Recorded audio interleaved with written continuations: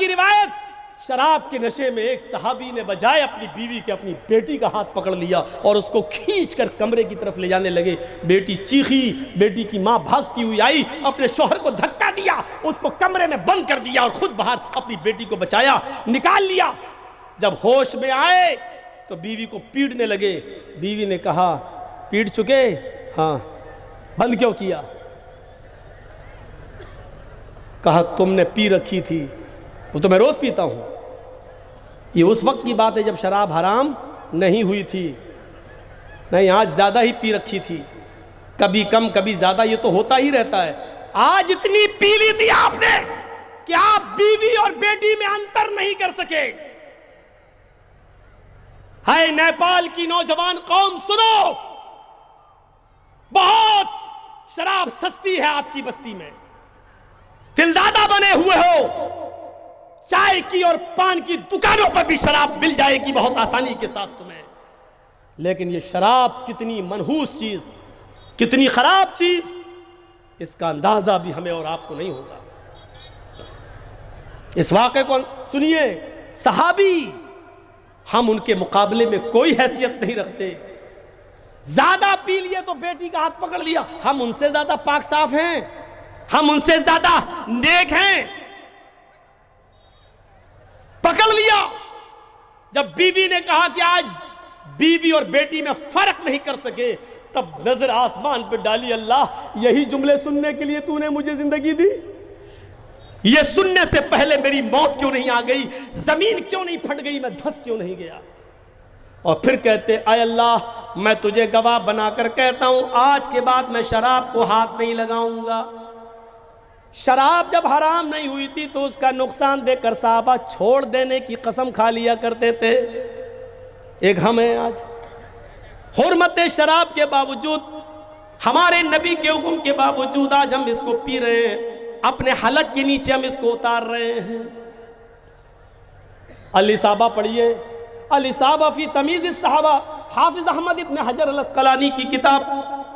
میرے بھائیوں، عثمان حضرت قدامہ ابن مظعون کا واقعہ نقل کرتے ہیں، شراب حرام ہو گئی، اس کے بعد شراب چھوڑ دی گئی۔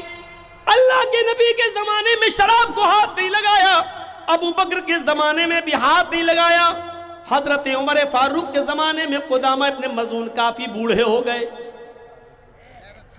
اور بیماریوں نے ان کو جکڑ لیا، بیسیوں بیماری میں کا شکار ہو گئے۔ ایک رات میں ان کو بہت زیادہ شدید درد ہوا اور قدامہ ابن مظعون درد سے نڈھال ہو گئے۔ ان کے کسی بیٹے نے شراب کی بوتل رکھی ہوئی تھی، اٹھا لائے اور کہنے لگے ابو آپ کو بہت شدید درد ہے، سو نہیں پا رہے ہیں، یہ تھوڑی سی شراب لے لیجئے اور پی لیجئے تاکہ آپ کو تھوڑا سا آرام مل جائے، نیند آ جائے، کل صبح ہم کسی حکیم کو دکھائیں گے، کسی بڑے حکیم کے پاس چلیں گے۔ انہوں نے سوچا کہ درد ہے اور یہ مجبوری ہے تو کیوں نہ تھوڑی سی شراب پی کر تھوڑا سا آرام کر لیا جائے۔ الاصابہ میں حافظ احمد ابن حجر لکھتے ہیں 3 یا 4 گھونٹ تھوڑی سی انہوں نے شراب اتنی لے لی کہ آرام سے نیند آ جائے، شراب پینے کے بعد یہ سو گئے۔ اور ان کے بیٹے کے ذریعے یہ خبر حضرت ابو ہریرہ اور دوسرے صحابہ کو لگ گئی، صبح ہوتے ہی یہ خبر حضرت عمر فاروق رضی اللہ تعالیٰ عنہ کے دربار میں پہنچ گئی۔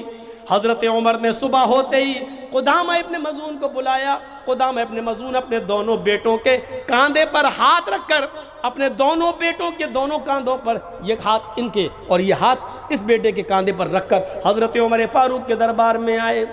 فرمایا آئے قدامہ، میں نے سنا ہے کل رات میں تم نے تھوڑی سی شراب پی لی۔ سچے لوگ تھے، ایماندار لوگ تھے، کہنے لگے ہاں امیر المومنین آپ کو تو معلوم ہے مجھے 20 بیماریوں نے گھیر لیا ہے، آپ خود ہماری عیادت کے لیے گھر پہ آتے ہیں، کل اتنی تیز درد ہوا کہ میں کرہنے لگا تو میرے بیٹے نے مجھے تھوڑی سی شراب پلا دی تاکہ نیند آ جائے۔ حضرت عمر نے اپنا سر پٹکا ایسے، اے قدامہ یہ تم نے کیا کیا، اور اب جرم کا اعتراف بھی کر چکے ہو۔ کہا بیماری تھی، مجبوری تھی۔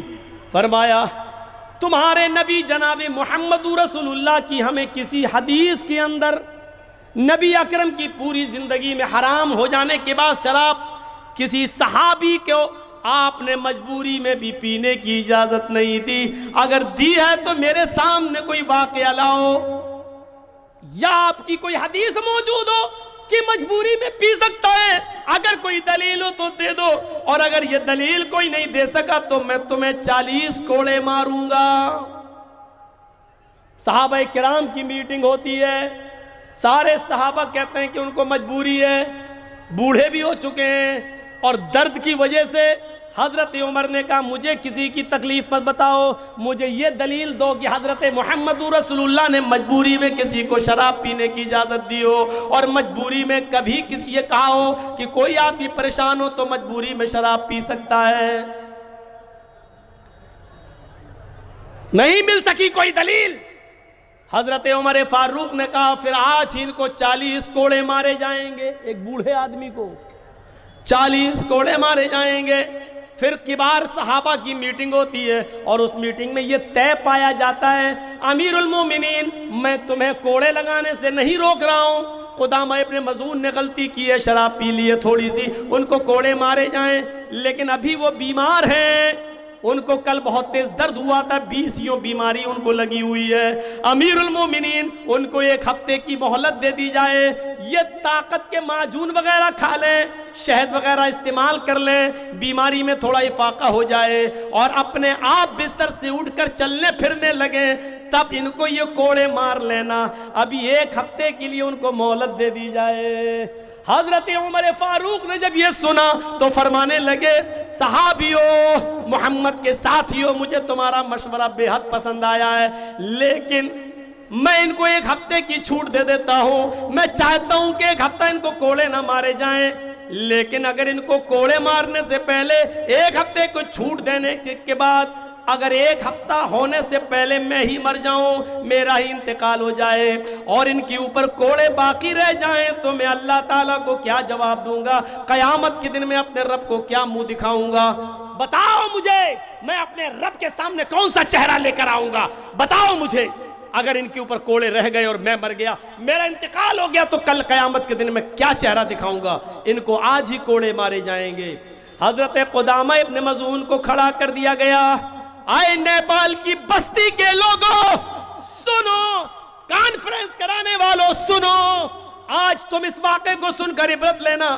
حضرت قدامہ ابن مظعون 20 بیماری میں مبتلا ہیں, کھڑے ہونے کی طاقت نہیں ہے, اپنی اولاد کے سارے کھڑے ہیں, پھر بھی ان کو کوڑے مارے جا رہے ہیں, اور 40 کوڑے ان کے جسم پر برسائے گئے. حضرت عمر فاروق کے ایک آدمی نے 40 کوڑے مارے. 40 کوڑے کھانے کے بعد ان کو گود میں اٹھا کر ان کے گھر لے جایا گیا.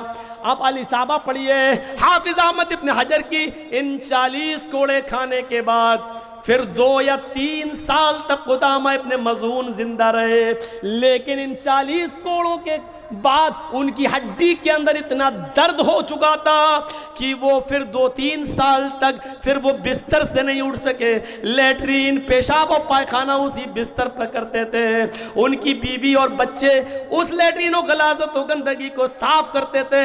انہوں نے ساری نمازیں اسی بستر کے اوپر پڑھی, اور پھر وہ پوری زندگی جب تک وہ جیے وہ زندہ رہے, مسجد نہیں جا سکے اور بستر سے نہیں اٹھ سکے. اس سزا کے بعد 2-3 سال زندہ رہے, اور اسی چارپائی کے اوپر ان کا انتقال ہو گیا. حضرت عمر فاروق نے کچھ نہیں دیکھا, لیکن اس کے باوجود کوڑے مارے. شراب پینے والوں سنو, حضرت عمر فاروق نے ایک بوڑھے آدمی کو نہیں چھوڑا, جس کو 20 بیماریاں تھیں اس کو نہیں چھوڑا, جس کی پوری زندگی بستر پہ گزری اس کو بھی نہیں چھوڑا. غور کرو, اگر آج اسلام کے قانون ہمارے اور آپ کے اوپر نافذ ہو جائیں تو ہماری حیثیت کیا ہوگی؟ ہم کہاں کھڑے ہوں گے؟ کیسے ہمارے حلق کے نیچے یہ شراب اتر جاتی ہے؟ کیسے یہ شراب اتر جاتی ہے؟ یہ شراب اتنی زیادہ پی جاتی تھی عرب کی سرزمین پر کہ لوگ شراب کے نشے میں دھت ہو کر اپنی بیٹی تک کا ہاتھ پکڑ لیتے تھے. یک بیک شراب کی حرمت کا اعلان اللہ کے نبی بھی نہیں کر سکے, اور یہ بتاتا ہے تقاضا نبی اکرم کا کہ اگر معاشرے میں کوئی برائی بہت زیادہ جڑیں پکڑ چکی ہو، مضبوط ہو چکی ہو، تو فوراً سارے لوگ مل کر اس برائی کو فوراً نہیں روک سکتے ہیں، دھیرے دھیرے روکنا چاہیے، دھیرے دھیرے۔ اور انہی برائیوں میں ایک برائی ہے ہمارے معاشرے کی جہیز۔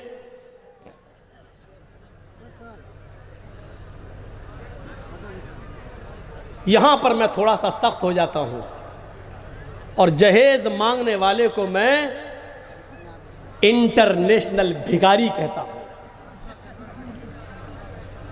ہمیں اچھا لگتا ہے، کسی کو اچھا لگے یا نہ لگے، ہمیں اچھا لگتا ہے اس کو یہ کہتے ہوئے کہ انٹرنیشنل بھکاری۔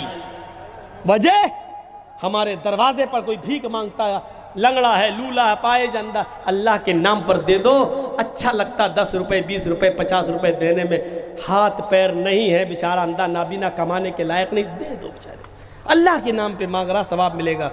لیکن یہ اپنے بیٹے کے نام پہ مانگتا ہے باپ، میرا بیٹا 10 لاکھ کی دکان پہ بیٹھتا ہے، تو 50,000 کی بائک نہیں دے سکتا ہے؟ ارے میرا بیٹا تیری بیٹی کے لیے ہی تو کمائے گا، ایک موٹر سائیکل دے دے، دکان پہ آنا جانا آسان ہو جائے گا۔ بھیک مانگنے کا اسٹائل بدل گیا، طریقہ بدل گیا۔ تو کیا آپ یہ کہ ارے شراب کا نام دوا رکھ دو تو کیا شراب کی حیثیت ختم ہو جائے گی؟ بھیک مانگنے کی اسٹائل بدل دو تو کیا آپ بھکاری نہیں کہلاؤ گے؟ انٹرنیشنل بھکاری۔ یہ چاچا بھی جا رہے ہیں، یہ تو بیچارے کسی جہاد کے لائق نہیں، پھر بھی جا رہے ہیں۔ جانے دیجئے، شوگر والے ہوں گے بیچارے، پیشاب کرنے جا رہے ہیں، سامنے سے گزرتے ہیں تو تھوڑی تکلیف ہوتی، بس پیچھے سے خوب جاؤ، بھاگو، اٹھو بیٹھو، میں مطلب نہیں، سامنے سے نہ گزرا کر۔ انٹرنیشنل بھکاری۔ اور کبھی کبھی اس حدیث پر بھی غور کریے، کب کہا تھا اللہ کے رسول نے 1400 سال پہلے؟ ایک تو کھا چکا ہوں میں، لیکن چھوٹا سا تھا، بڑا نہ چلا جائے منہ۔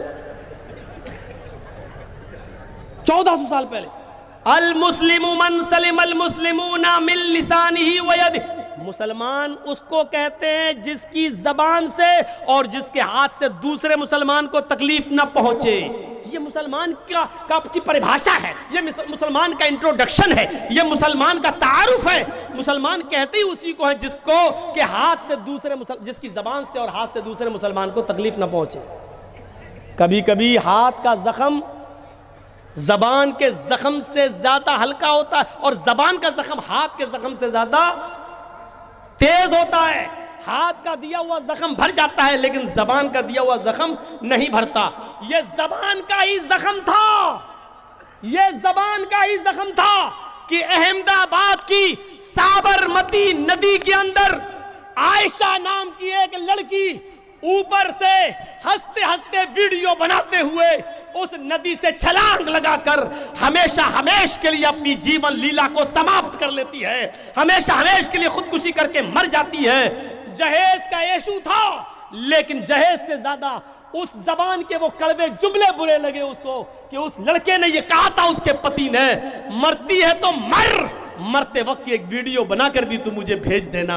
اس زبان کے کاری زخم نے اس لڑکی کے عقل اور مائنڈ اور دماغ کی نسوں کو مفلوج کر دیا، سوچنے اور سمجھنے کی صلاحیت کو مفقود کر دیا، ختم کر دیا اور مٹا دیا، اور تھوڑی دیر کے لیے وہ بے حس ہو گئی، اور اپنے شوہر، اپنے پتی کے ان نازیبا جملے، اس بیہودہ جملے اور اس سخت کلامی کی وجہ سے اس نے ہمیشہ کے لیے اپنے باپ کی آنکھوں کی ٹھنڈک، اپنی ماں کی آنکھوں کی ٹھنڈک، اپنے بھائی کی دلاری، ہمیشہ کے لیے اپنی جیون لیلا کو سماپت کر لیتی ہے۔ تھوڑی دیر کے لیے بھول جائیے کہ اس کی یہ خودکشی حرام ہے یا حلال۔ میں مسئلے مسائل کی طرف نہیں جانا چاہتا ہوں، نہ یہ بتانا چاہتا ہوں کہ کیا ہے، اور نہ میں یہ کہہ رہا ہوں کہ اس نے بہت اچھا کیا، لیکن اس لڑکی کا خودکشی کرنا اور ہمیشہ کے لیے مر جانا کیا ہمارے سماج کے لیے کوئی میسج نہیں ہے؟ ہمارے سماج کے لیے کوئی پیغام نہیں ہے؟ یہ جلسہ سننے کے بعد بھی مجھے معلوم ہے ہمارے پنڈال کے اس طرف ہماری ماں بہنیں بیٹھی، کتنی ہوں گی جن کی شادیاں نہیں، اور کتنی ایسی ہوں گی کہ جو جوانی کی دہلیز پر ہیں، لیکن اس لیے شادی نہیں ہو رہی ہے کہ ہے نہیں کچھ دینے کے بعد۔ کہاں شرافت مر گئی؟ جلسے کی کمیٹی ایک دن میں بن جاتی ہے، مدرسوں کی کمیٹیاں فوراً بن جاتی ہیں، اور مدرسے سالوں سال سے چل رہے ہیں، لیکن ان غریب بچیوں کی شادی کے لیے اور جہیز کو ختم کرانے کے لیے ہمارا سماج کہاں سو رہا ہے؟ ہماری سوسائٹی کہاں سو رہی ہے؟ ان کے لیے آپ نے کیا کیا؟ کوئی ایکشن نہیں کھڑے ہوں گے سماج کے لوگ، نہیں، کیوں؟ ہم تو سماج کے سرپنچ مکھیا ہیں، ہم جہیز لینے اور دینے والوں کے خلاف کوئی کارروائی نہیں کریں گے، نہ میٹنگ کریں گے، نہ کمیٹی بنائیں گے۔ کیوں؟ کیونکہ کل میرا بیٹا بھی جوان ہو رہا، ہمیں خود لینا ہے اس کے اپنے بیٹے کی شادی میں، ہمیں تو 4 ویلر لینا ہے۔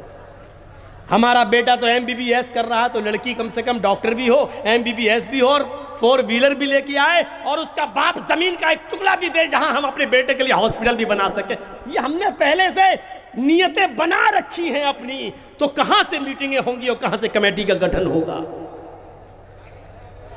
نبی اکرم صلی اللہ علیہ وسلم کے پاس ایک عورت آتی ہے، محمد رسول اللہ علیہ علم بیٹے علماء، بخاری کتاب النکاح کا منظر دیکھیے، اللہ کے نبی کے پاس ایک عورت آتی ہے اور آ کر عرض کرتی ہے، اے اللہ کے نبی، میں اپنے آپ کو آپ کے لیے ہبہ کر رہی ہوں، میں آپ سے نکاح کرنا چاہتی ہوں، آپ میرے ساتھ شادی کر لیجئے۔ اللہ کے نبی کی نظر اٹھتی ہے، پھر نگاہ نیچی ہو جاتی ہے، وہ عورت تھوڑی دیر بیٹھی رہی کہ اللہ کے رسول مجھے ہاں یا نہ میں جواب دے۔ ایک صحابی بیٹھے ہوئے تھے، کہنے لگے اللہ کے رسول اس عورت کی فرمائش سنیے۔ آپ نے کہا میں نے سن لی۔ فرمایا وہ آپ سے شادی کرنا چاہتی ہے۔ اللہ کے نبی کہتے اب مجھے ضرورت نہیں ہے، اب میں شادی نہیں کر سکتا، اب میں شادی نہیں کروں گا، میری شادی کا اب کوئی ارادہ نہیں ہے۔ سنجیدگی کا ماحول تھا، کسی کو غلط نظر سے دیکھنے کا تصور بھی نہیں تھا، صاف وہیں بیٹھی ہوئی تھی۔ ایک نظر وہ صحابی بھی اس عورت کو دیکھ چکے تھے، اس لیے عرض کرنے لگے اے اللہ کے نبی، وہ کہنے تو آپ سے آئی ہے، شادی کرنا تو آپ سے چاہتی ہے، لیکن اگر آپ کا ارادہ نہیں ہے تو پھر مجھے بھی ایک بیوی کی ضرورت ہے، مجھے بھی شادی کرنا اور اپنا گھر بسانا ہے۔ اے اللہ کے نبی، یہ غریب گھر کی لڑکی ہے، میں بھی غریب گھر کا آدمی ہوں، اے اللہ کے رسول اگر آپ نہیں کر رہے ہیں تو میرے ساتھ کر دیجئے۔ نبی اکرم نے کہا اس عورت سے میں تو نہیں کروں گا، یہ کرنا چاہتے ہیں دیکھ لو۔ اس نے کہا اللہ کے رسول اگر آپ کا ارادہ نہیں ہے تو